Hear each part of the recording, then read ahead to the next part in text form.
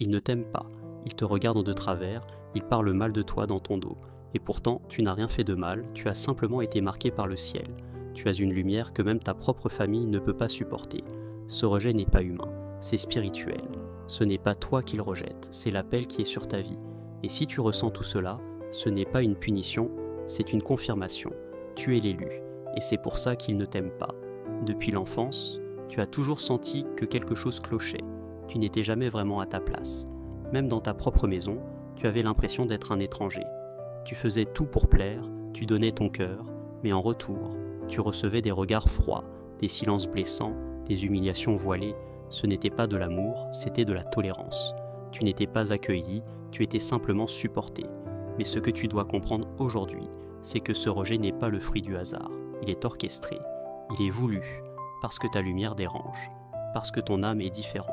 Tu n'es pas comme eux, tu ne penses pas comme eux, tu ne ressens pas les choses comme eux, tu es spirituel dans un environnement charnel, tu es éveillé au milieu des endormis, et ils le sentent. Ton énergie expose leurs failles, ta présence déclenche leur inconfort. Même sans parler, tu déranges. Pourquoi ? Parce que ce que tu portes dépasse leur compréhension, parce que ton esprit est connecté à quelque chose de céleste, et eux ne comprennent que ce qui est terrestre. Ils ne savent pas l'expliquer, mais ils sentent que tu n'es pas comme les autres. Alors ils te rejettent, ils te testent, ils t'éloignent. Ce rejet n'est pas personnel, il est prophétique. Il annonce que tu as été mis à part. Et même si c'est douloureux, ce rejet est un signe que tu es sur la bonne voie, un signe que le ciel t'a déjà choisi. Ce rejet que tu vis, ce silence que tu subis, cette absence de soutien de ceux que tu aimes, tout cela n'est pas une erreur, c'est une école divine. Quand Dieu t'appelle à une grande destinée, il t'éloigne de ce qui est petit. Quand Dieu veut te parler, il fait taire toutes les autres voix autour de toi. Et parfois, ces voix, ce sont celles de ta propre famille. Ils ne te comprennent pas, parce qu'ils ne peuvent pas entendre ce que Dieu te murmure dans le secret. Dieu permet la solitude pour que tu apprennes à ne dépendre que de lui. Il retire les épaules humaines pour que tu apprennes à t'appuyer sur la sienne. C'est dans cette solitude que tu vas apprendre à entendre clairement sa voix. C'est là, dans l'isolement, que ton oreille spirituelle s'ouvre. C'est là que tu te rends compte que tu n'es pas abandonné. Tu es en formation. Les élus ne sont pas formés dans le confort, ils sont formés dans la douleur. Moïse a été rejeté de l'Égypte avant de rencontrer Dieu dans le désert. Joseph a été jeté dans une fosse avant d'être élevé. David a été isolé dans les champs avant d'être couronné. Et toi, tu es dans cette même école. Ce que tu vis maintenant n'est pas une punition, c'est un entraînement. Tu es en train d'apprendre à être fort, à être stable, à être dépendant du ciel et non des hommes. Tu es en train d'apprendre à prier sans personne, à pleurer en silence, à te relever seul. Et tu crois que tu es seul, mais en réalité, tu es observé par le ciel. Tu es dans le four, et Dieu surveille la température. Il ne te laissera pas brûler, il te laisse être formé. Cette solitude n'est pas une malédiction, c'est une transition.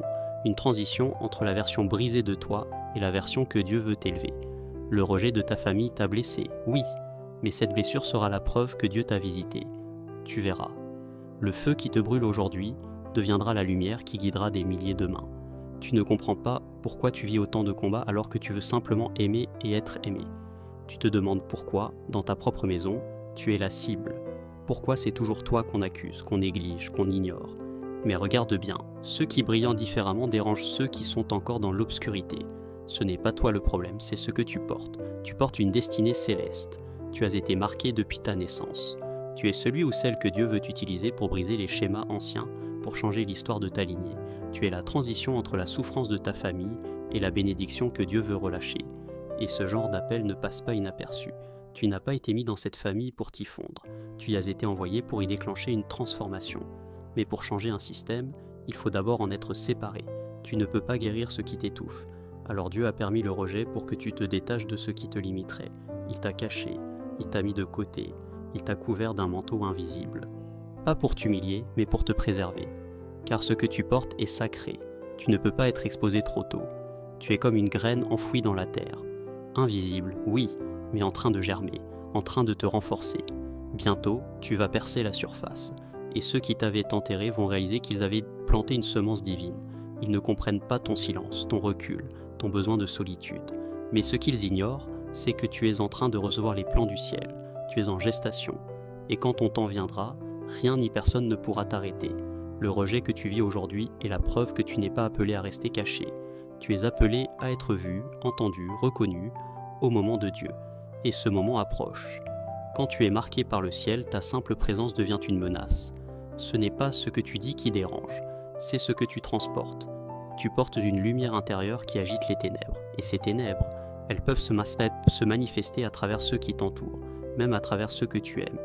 Le rejet que tu ressens, les accusations sans fondement, les tensions soudaines, les malentendus qui n'ont aucun sens, tout cela n'est pas anodin.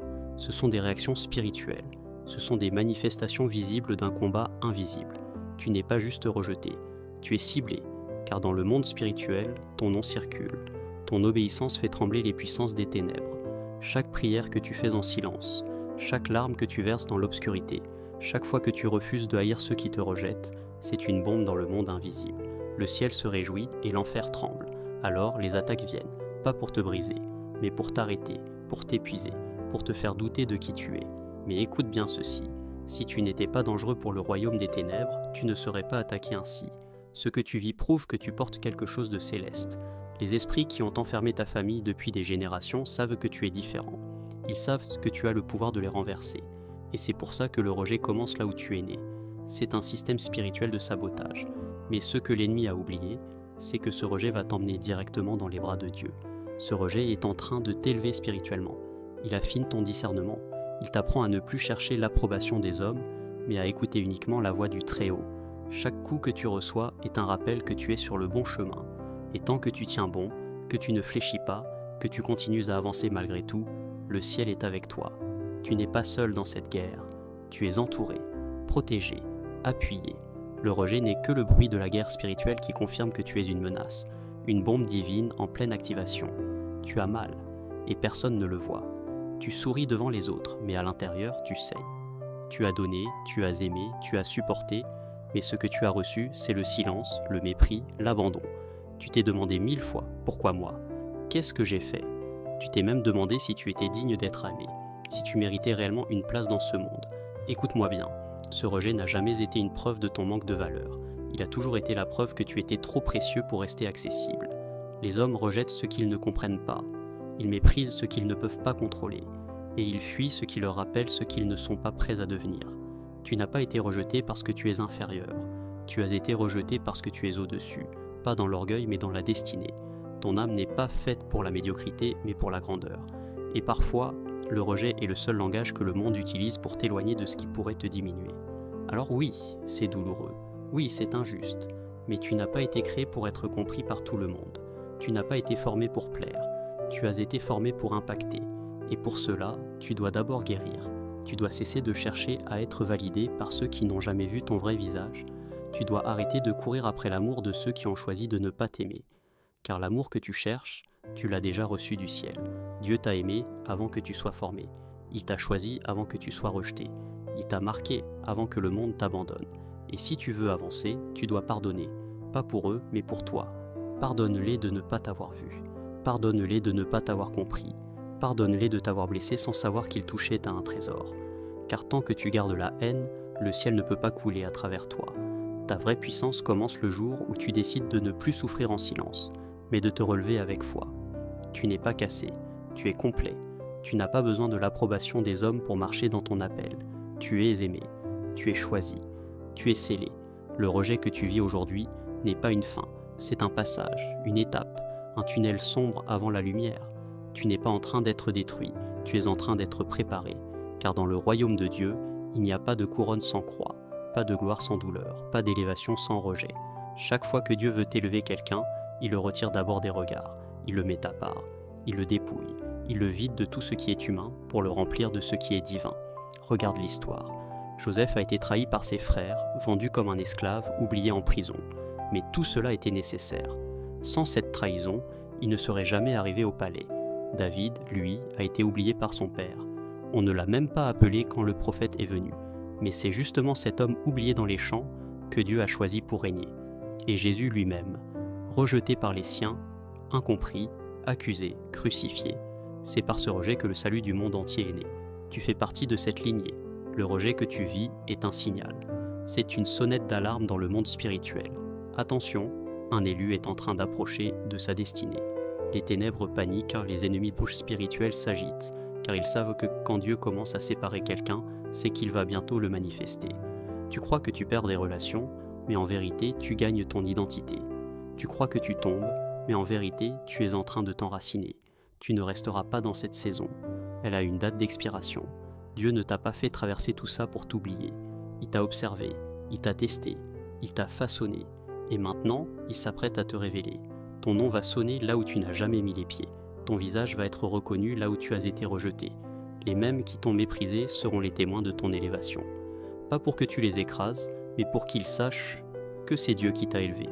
Tu as été placé là où tu es, dans cette famille, dans cette lignée, pas par hasard. Dieu t'a envoyé comme un briseur de chaînes, un libérateur des malédictions anciennes, un pionnier de la restauration. Ce rejet que tu vis, cette douleur que tu portes, ce silence qu'on t'impose, tout cela est un prélude à une transformation profonde. Ta mission dépasse ta propre vie. Elle touche ceux qui viennent après toi, ceux que tu ne connais même pas encore. Tu es le point de rupture, celui par qui la délivrance va commencer. Ta lumière ne sera pas seulement pour toi, elle éclairera tout un héritage. Par ta foi, ta persévérance, ton courage malgré l'adversité, tu vas réécrire l'histoire de ta famille. Tu vas casser les chaînes spirituelles qui pesèrent depuis des générations. Les noms, les voix, les mémoires de ceux qui ont souffert avant toi vont trouver leur paix à travers ta victoire. Ce n'est pas une charge, c'est un honneur, un privilège divin. Toi, l'élu, tu es un canal choisi pour la renaissance. Ce que Dieu a commencé en toi, personne ne pourra l'arrêter. Le rejet, la solitude, la souffrance, tout cela est en train de te façonner pour que tu sois un phare qui guide, un pont qui relie, un bouclier qui protège. Bientôt, ta famille, ceux qui t'ont rejeté, verront la puissance de Dieu se manifester à travers toi. Ils comprendront que ce rejet n'était pas un échec, mais un plan divin. Ils te reconnaîtront non seulement comme un enfant, mais comme un héritier, un roi, un prophète. Et alors, tu pourras marcher sans regret, sans haine, avec la certitude que tu as été choisi pour faire une différence qui va au-delà de ta propre vie. Le rejet que tu as subi n'est pas une fin, c'est un commencement. Le ciel t'a marqué non pour te briser, mais pour te bâtir. Tu es l'élu, le choisi, celui que les ténèbres redoutent et que le ciel célèbre. Ne doute jamais de ta valeur, ne baisse jamais les bras. Ta mission est grande, ta destinée est glorieuse. Marche avec foi, marche avec courage. Le monde attend ce que Dieu a placé en toi. Tu es séparé pour accomplir une œuvre divine.